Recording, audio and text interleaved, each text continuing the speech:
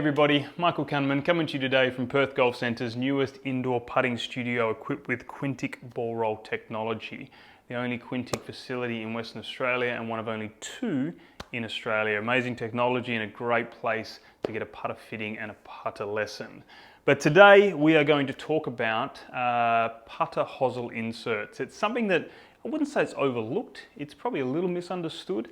And there's some basic premises that we want to kind of understand when we're looking for a putter that's going to suit your particular style. Now, the information I'm going to give you is general. It's not kind of set in stone. It doesn't mean that if you have this certain stroke, you have to have this certain hosel insert. There are some different parameters when we look on Quintic, when we look at your grip, how you're set up, how your stroke is, how your impact is, that they may be changed just depending on what we're searching for. But in general, this information will help out pretty much most of you to get an understanding of why putter hosel inserts are made, how they're made, and why they'll benefit for your particular putting stroke. So the first one we're going to talk about is the double bend shaft. So as you can see here, this putter has kind of two bends in it.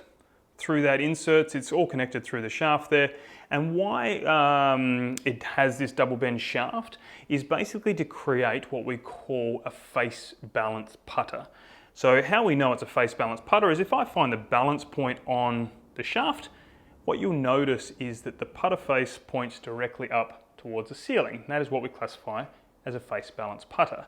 Now, what this is suited to from a putting stroke perspective is a putter that has a relatively straight back and through stroke. Now, there isn't any real straight back and through stroke. There's always a slight arc to a putting stroke. It's just a matter of how much you arc the putting stroke. So if I'm a putter, if I set up and my putting stroke goes relatively back and through, there's not huge arcing motions in my putting stroke, not huge movements. A face balance putter is going to be something that should be suited to your style. It's going to keep the putter face more square for longer, and it's also going to give you a lot more consistency in impact location as well. Now we're going to move on to the next one, which is what we classify as a short slant.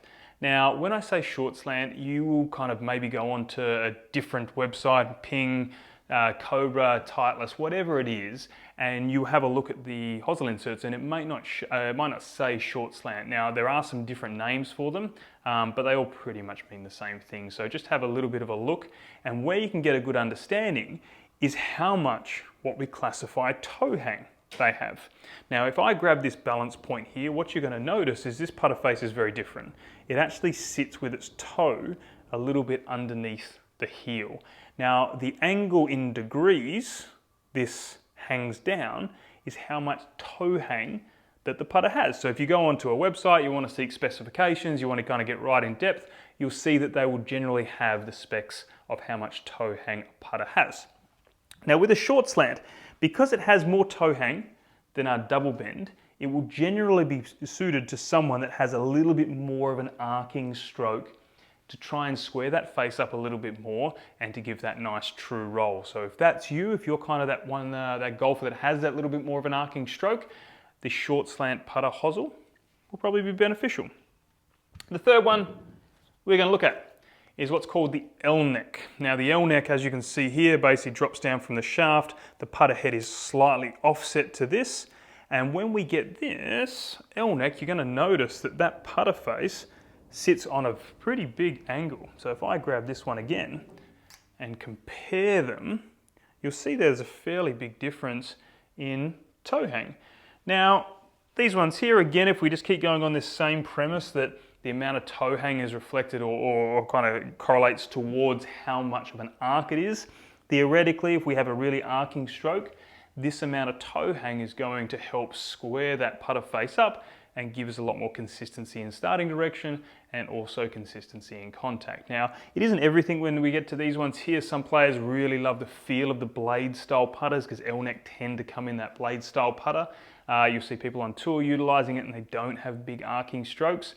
But again, that's getting a little bit more in depth. But let's keep on the kind of track that we're going on. So if you do have a fairly arcing stroke, an L neck putter, because of the amount of toe hang, should be beneficial. Now this is a little bit of a doozy, this one. This one here is the center shafted putter. You're going to notice that this shaft goes directly into the middle of the putter face. There's no hosel insert as such, there's no bends, there's no offset really, it's basically just inserted into the middle there. And now why this is, so if I just grab that, you'll see again, very much face balance, so suitable for the player that has a fairly straight back and through stroke, so minimal amount of arc. This one's a little bit different too, because it's also suitable for players that don't really get, or don't strike the ball consistently in the center of the face. So some players, because of the hosel going straight into the middle, even if they do have an arcing stroke, they have a straight back and through, if they struggle with impact location, because of where that shaft's inserted, they can tend to find the center of the face more consistently. But sticking on the same kind of tangent that we've been on, if we have a relatively straight back and through stroke, a center shafted putter, because of the minimal amount of arc, will be suitable for you. Now, as I said, there are some different names to go through, so I'm not going to run through them tonight, but when you look on a website, you might go, well, there's no short slant here, there's another name to it. Again, it always in the same kind of realm there, and just check the specs if you want. And if you need any more information, again, we're always available to chat, either at Perth Golf Centre, Perth Golf Online. We've got qualified staff that can give you some information, or like I said, jump onto the brand's websites and they'll give you all the specs of each of the putters and amount of toe hang that they will have. So let's just quickly recap everything there. So we've got double bend shaft, face balanced, suitable for putters that have more of a straight back and through stroke. We have got short slant, a little bit of toe hang, suitable for putters that have a little bit more of an arcing stroke. We have L-neck. L-neck putters, a lot of toe hang, suitable for putters with more of an arcing stroke.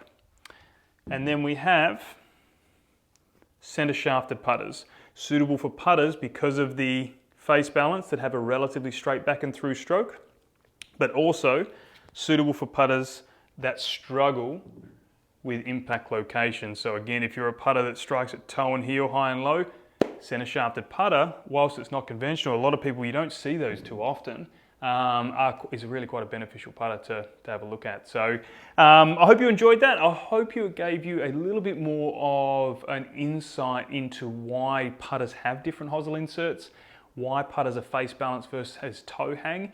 And as I said, it's just some general information. It doesn't mean everything, but it gives you a little bit more of an idea into which bracket you would sit when purchasing a putter.